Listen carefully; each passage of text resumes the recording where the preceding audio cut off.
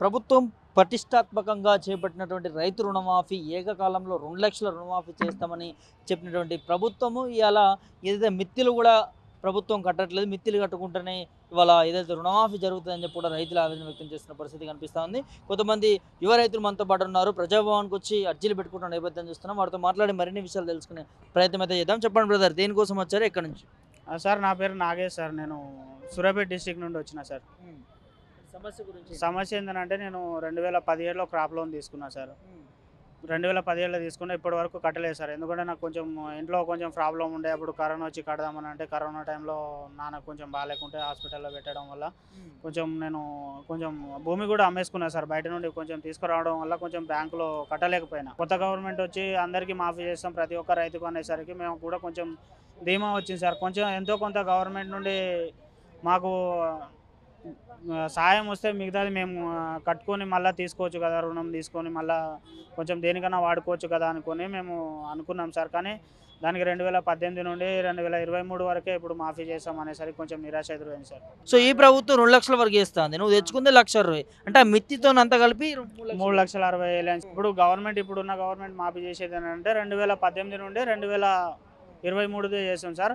కొంచెం గవర్నమెంట్ మాకు చొరవ తీసుకొని కొంచెం మాకు 2017 రైతులకు కూడా కొంచెం అంతకంటే 2018 కంటే ముందు ఉన్న వాళ్ళకు కూడా కొంచెం మాఫీ చేస్తే బాగుంటుందని అనుకుంటున్నాను సార్. కట్టా పెట్టడం వల్ల ఇక్కడ రైతులకు ఇబ్బంది జరిగే పరిస్థితి ఉందంటారు. అవును సార్, చాలా మంది రైతులు, నేను ఒక్కనే కాదు చాలా మంది రైతులు ఇలానే ఇబ్బంది పడుతున్నారు సార్. కొంతమంది ఏంటంటే గవర్నమెంట్ నుండి వచ్చిన వాళ్ళు, కొంతమంది ఆర్థిక పరిస్థితులు బాగాలేక కట్టలేని నాలాంటి వాళ్ళు చాలా మంది ఉన్నారు సార్.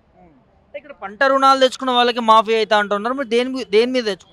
పంట రుణం మీదనే తీసుకున్నాం సార్. పంట రుణం క్రాప్లోనే తీసుకున్నాను నేను. ఇప్పుడు నేను 4 ఎకరాల మీద తీసుకుంటే ఇప్పుడు నేను బ్యాంక్కి వెళ్ళి నా 2 ఎకరాలు అమ్ముకున్నాను సార్ కరోనాలో.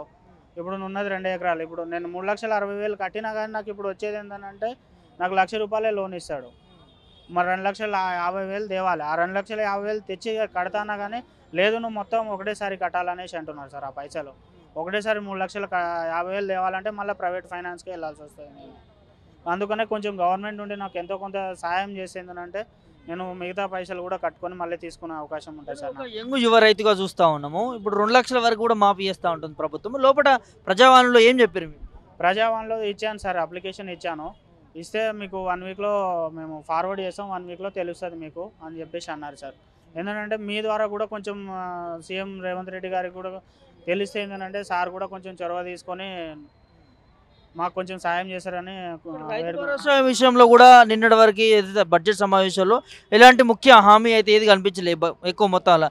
రైతు భరోసా విషయం కావచ్చు, రైతు బంధు విషయం కావచ్చు, రైతులకి అన్యాయం చేసే దిశ కనిపిస్తుంది. ఏం చెప్తారు? అక్కడ ఇన్ఫర్మేషన్ అనేది బ్యాంకు నుండి సరిగా వెళ్ళట్లేదు సార్. ఎందుకు అంటే సార్ మా దగ్గర మీరు చేస్తున్నారు ఓకే, మా దగ్గర నుండి కొన్ని మొండి బకాయిలు కూడా ఉన్నాయి, వీటి పరిస్థితి కూడా చూడండి అని కొంచెం గవర్నమెంట్ బ్యాంకర్లు కూడా కొంచెం చెప్తే ఏంటంటే బ్యాంకు వాళ్ళు కూడా కొంచెం చొరవ తీసుకొని చెప్తానంటే గవర్నమెంట్ కూడా దాని మీద దృష్టి పెడతారు సార్. రైతు బంధు విషయంలో ఇప్పటివరకు కూడా అందజేయలేదు కదా, ఏం చెప్తారు సార్? రైతు బంధు మాకు రాకుండా ఏం లేదు సార్. ఎందుకంటే మాకున్న మాఫీ ఇప్పుడు అయ్యేది కంప్లీట్గా అయిపోతే అదే రైతులకు పెద్ద వరం సార్. అది లబ్ధి పొందిన కుటుంబం మాత్రమే లబ్ధి పొందుతుంది. ఇప్పుడు లబ్ధి పొందని వాళ్ళ పరిస్థితి కూడా కొంచెం ఆలోచించాలి సార్. సామాన్యులకు ప్రతి ఒక్కరికి న్యాయం జరిగేటట్టు చూడాలని ముఖ్యమంత్రి గారిని నేను కోరుకుంటున్నాను సార్.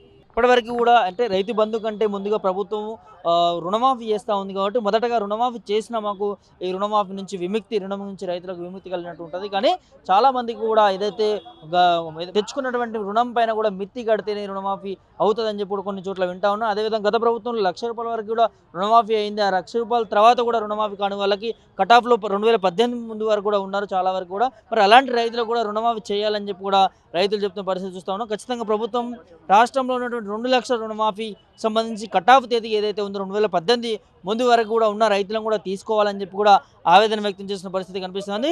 ముఖ్యమంత్రి గారు ప్రత్యేక చొరవ తీసుకోవాలి రైతుల పట్ల. ఏదైతే 2 లక్షల రుణమాఫీ చేస్తామన్నారో ఖచ్చితంగా తెలంగాణ రాష్ట్రంలో ఉన్నటువంటి రైతులందరికీ కూడా 2 లక్షల వరకు రుణమాఫీ చేయాలని చెప్పి కూడా ఆవేదన వ్యక్తం చేసిన పరిస్థితి కనిపిస్తూ ఉంది.